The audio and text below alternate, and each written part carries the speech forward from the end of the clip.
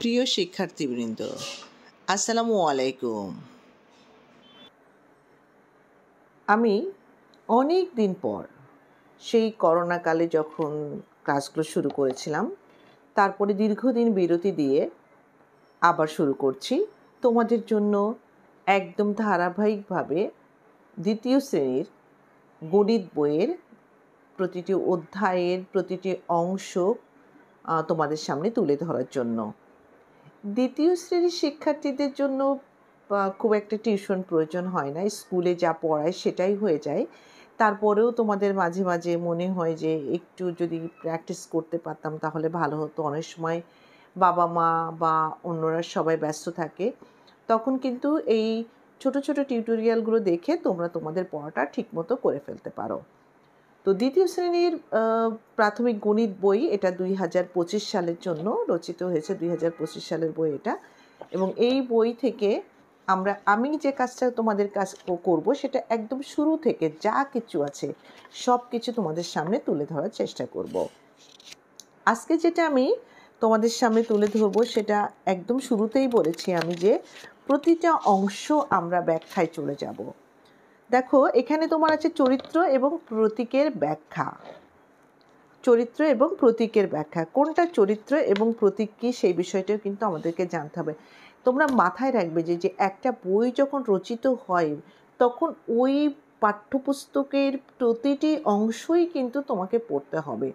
অনেক সময় শ্রেণীকক্ষে হয় কি, সরাসরি আমরা অঙ্কে চলে যাই, গণিতে চলে যাই, গাণিতিক সমস্যার সমাধানের জায়গাটাতে কিন্তু আমরা চলে যাই। কিন্তু উচিত কি জানো, প্রতিটা জিনিস আমাদের পড়ে যাওয়া। চরিত্র ও প্রতীকের ব্যাখ্যা। চরিত্রটা কি আমরা একটু দেখি। পাঠ্যপুস্তকে তুলি এবং রাফি নামের দুজন শিক্ষার্থীর কথোপকথন দেখানো হয়েছে। তুলি এবং রাফি, তাদের আলোচনা ও মতামতের মাধ্যমে শিক্ষার্থীদের গণিতের ধারণা স্পষ্ট হবে। তো এক্ষেত্রে কিন্তু অভিভাবকদের উচিত হচ্ছে এবং শিক্ষকদের উচিত হবে যে এই বিষয়গুলো কিন্তু তুলে ধরা। ও হচ্ছে তুলি এবং এই হচ্ছে রাফি। পাঠে কিছু প্রতীক ব্যবহার করে ধাপগুলো নির্দেশ করা হয়েছে। কি কি দেখো, মূল প্রশ্ন, চলো আমরা সবাই মিলে সমাধান করি। কাজ কি? চলো আমরা সহপাঠী ও শিক্ষকের সঙ্গে আলোচনা করে সমাধান করি। অনুশীলন, যৌক্তিকভাবে চিন্তা করে সমাধান করি। প্রয়োজনে সহপাঠীর সাথে আলোচনা করি ও শিক্ষকের সহায়তা নিই। নিজে করি, চলো আমরা নিজে নিজে সমাধান করি। তার মানে মূল প্রশ্ন হচ্ছে চলো আমরা সবাই মিলে সমাধান করি।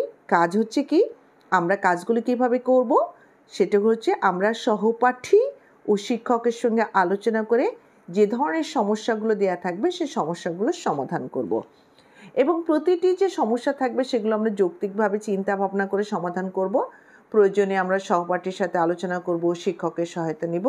এবং কিছু কিছু কাজ আছে যেগুলো আমরা নিজে নিজেই কিন্তু করে ফেলবো, শিক্ষার্থীরা নিজে নিজেই আমরা করে ফেলবো। এবার দেখি সূচিপত্র।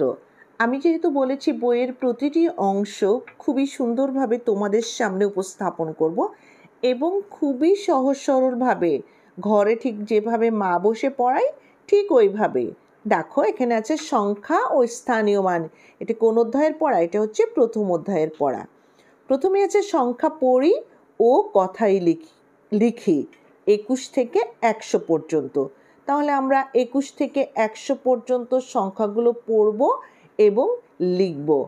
একটা কথা মাথায় রাখবে, এই যে আমরা সংখ্যা যখন পড়ব বা লেখাটা তো আলাদা বিষয়, আমরা খাতায় লিখে ফেলবো, কিন্তু যখন পড়ব তখন সবচেয়ে বেশি খেয়াল করতে হবে কিসের দিকে জানো?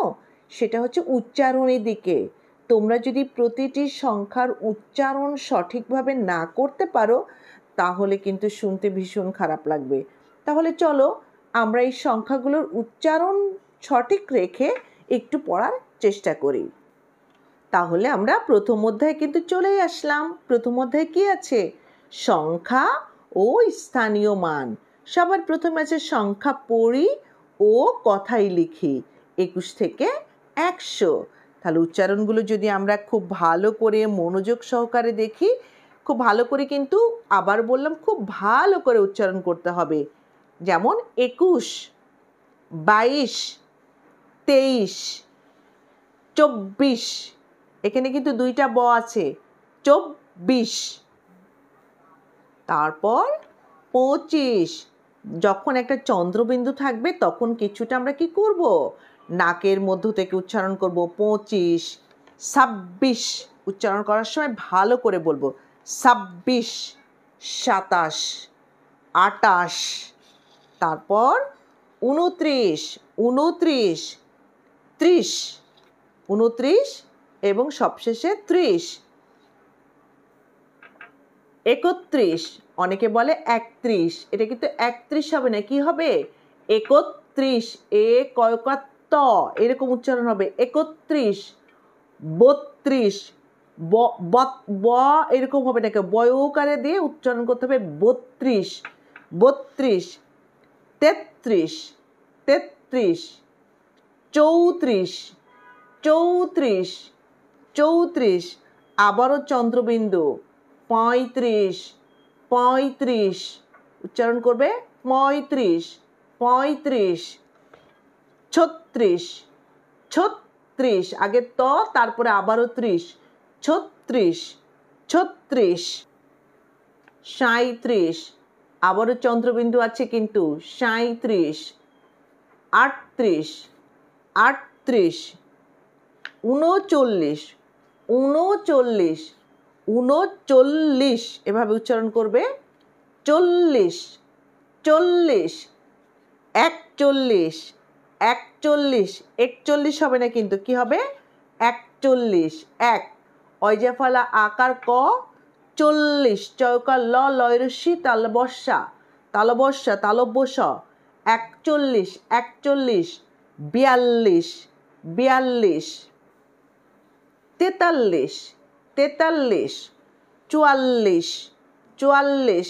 আবারও চন্দ্রবিন্দু একটু নাকের মধ্যে 45, 45, 46, 46, 47, 47, 48, 48, 49, 50।